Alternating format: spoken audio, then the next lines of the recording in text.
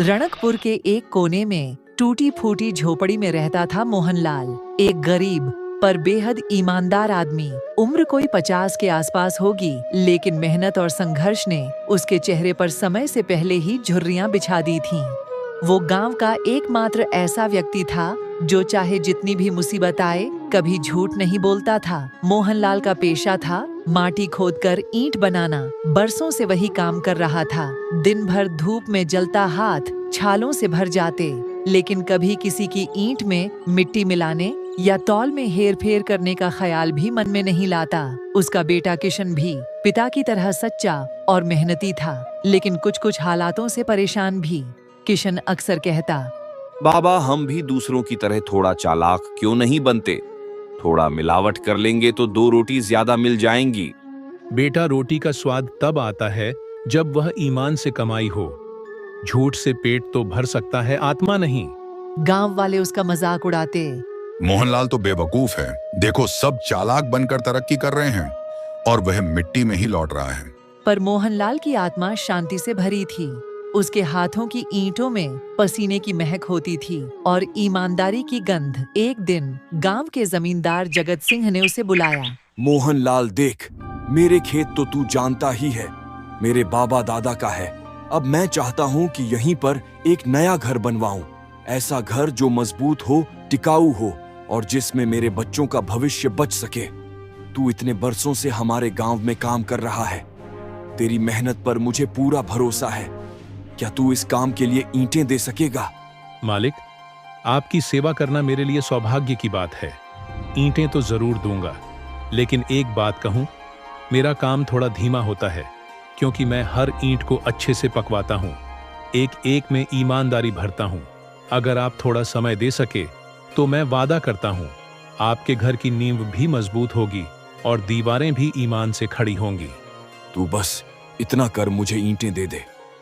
मैं यहां तेरे प्रवचन सुनने नहीं बैठा हूं। जमींदार हूं, इस गांव का बहुत से काम है मेरे पास। तू इतना ध्यान रख, समय पर काम होना चाहिए। मुझे काम में देरी पसंद नहीं। जैसा आप कहें मालिक, आपका काम समय पर कर दूंगा। कई महीनों तक मोहनलाल ने ईमानदारी से ईंटें बनाईं, बिना किसी मिलावट के। लेकिन जब भुगतान का समय आया, जमींदार ने आंखें फेर लीं। अरे मोहनलाल, तेरी ईंटों में तो दम नहीं था, वजन भी कम था। मैं पूरा दाम नहीं दूंगा, आधा दे दूं वही गनीमत समझ। जमींदार जी, मेरी ईंटें भले भारी ना लगी हों आपको, पर हर एक ईंट में मेरी रोटी का सपना जुड़ा है। मैंने ना तो मिट्टी में पानी कम मिलाया, ना ही ईमान में कोई मिलावट की।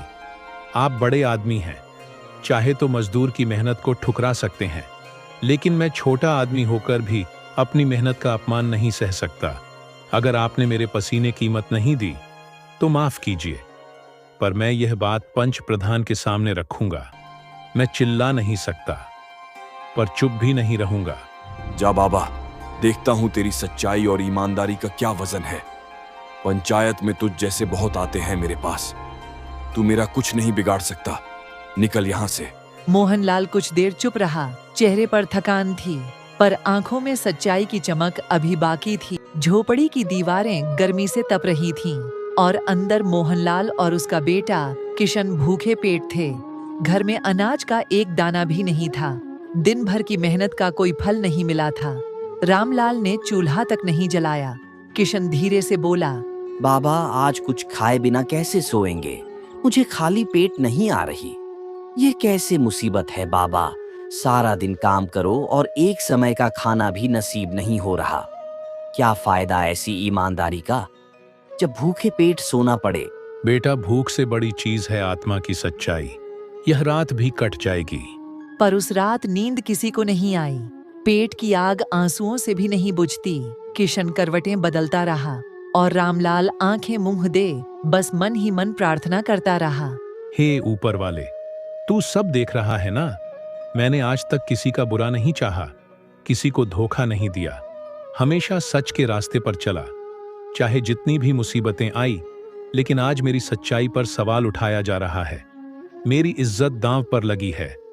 हे मालिक, मैं तेरे आगे हाथ जोड़कर प्रार्थना करता हूं, मेरी सच्चाई की लाज रख लेना। मेरी सच्चाई को हारने मत देना। मुझे नहीं चाहिए कोई दौलत, कोई सम्मान, बस इतना कर दे कि मेरी बेगुनाही साबित हो जाए। ए ऊपर वाले, मेरी सच्चाई की लाज रख लेना, बस यही मेरी प्रार्थना है। सुबह की पहली किरण के साथ दरवाजे पर आवाज आई। मोहनलाल जमींदार जगत सिंह बुला रहे हैं। मुझे ऐसे क्या देख रहा है? क्या तुझे पैसे नहीं चाहिए? जमीनीदार तुझे बुला रहा है, कह रहा है कि तेरे पैसे लौटाने हैं, जल्दी चल। मोहनलाल को उम्मीद की एक किरण दिखी। शायद उसकी मेहनत कीमत अब मिलेगी वो। और किशन बिना कुछ खाए पैदल ही जमींदार के हवेली पहुंचे।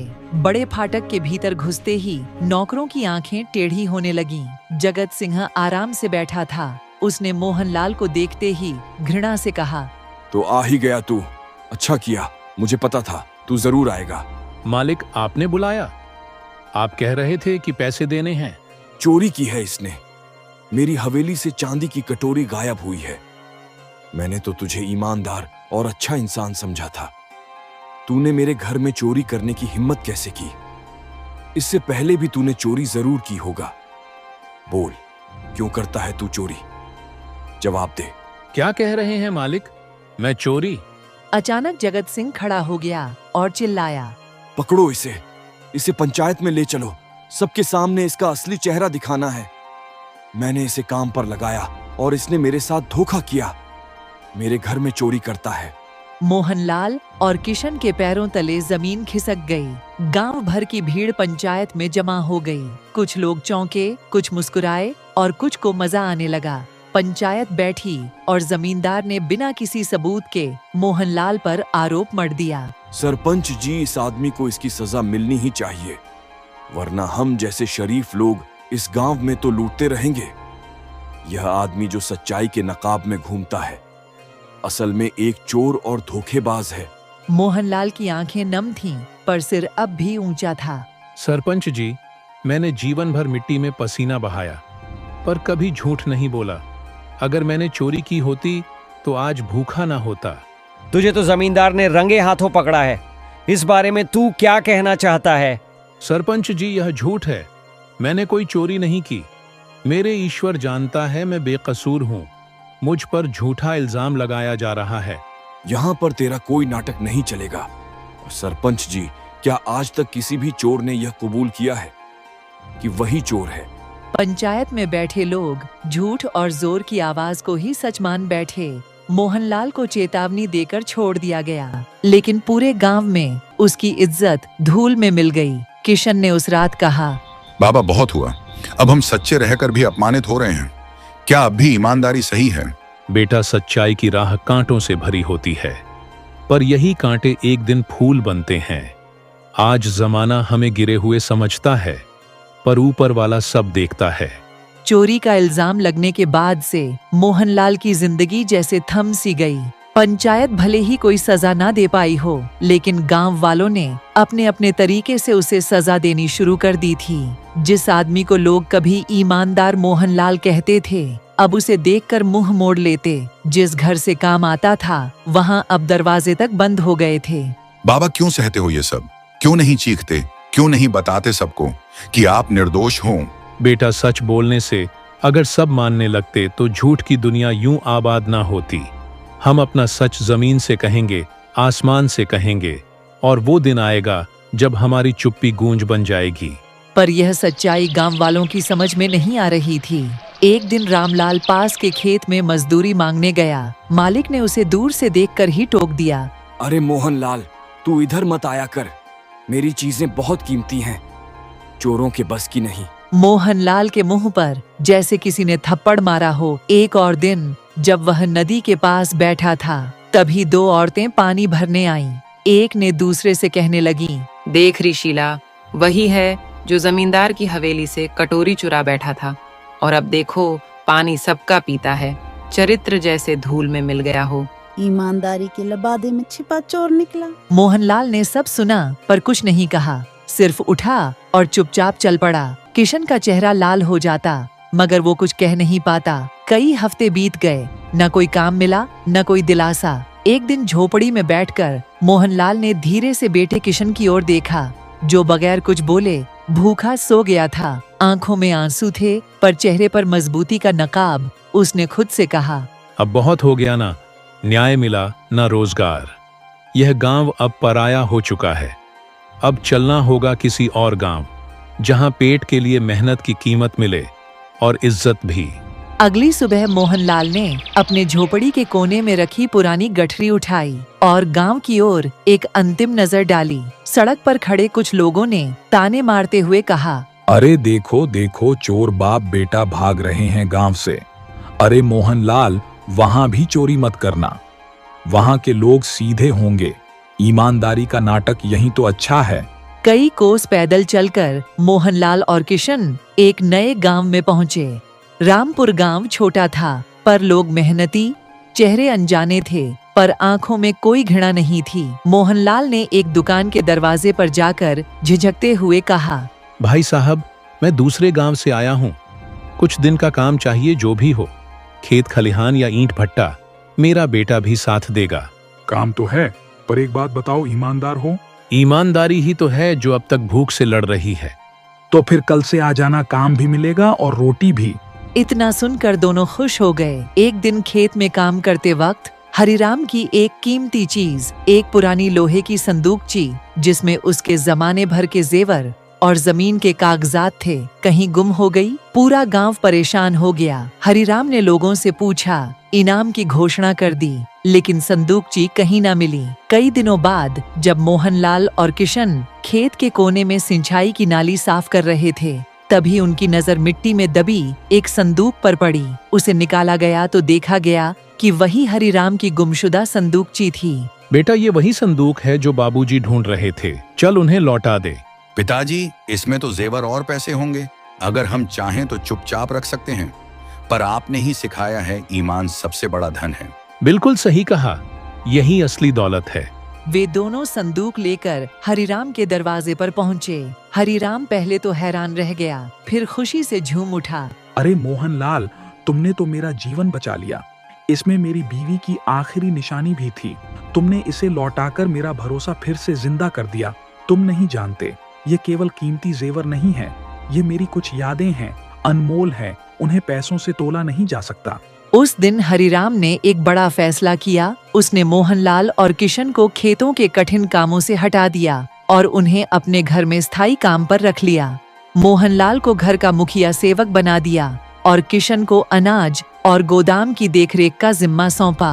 हरिराम की कोठी बहुत बड़ी थी, ऊंची दीवारें, संगमरमर का फर्श, हर कोने में रौनक और ठाठ। लेकिन सबसे बड़ी बात, उस घर में इंसानियत की रोशनी थी। मोहनलाल और किशन अब उस घर में सम्मान के साथ रहते थे। हरिराम की एक बेटी थी सुमन, गंभीर स्वभाव, पढ़ी लिखी, संस्कारी और अपने पिता की ही तरह इंसाफ पसंद। शुरुआत में सुमन किशन से ज्यादा बात नहीं करती थी, लेकिन समय के साथ वह किशन की ईमानदारी, शालीनता और मेहनती स्वभाव से प्रभावित होने लगी। मोहनलाल भाई, तुमने जो ईमानदारी दिखाई वो आजकल के जमाने में दुर्लभ है।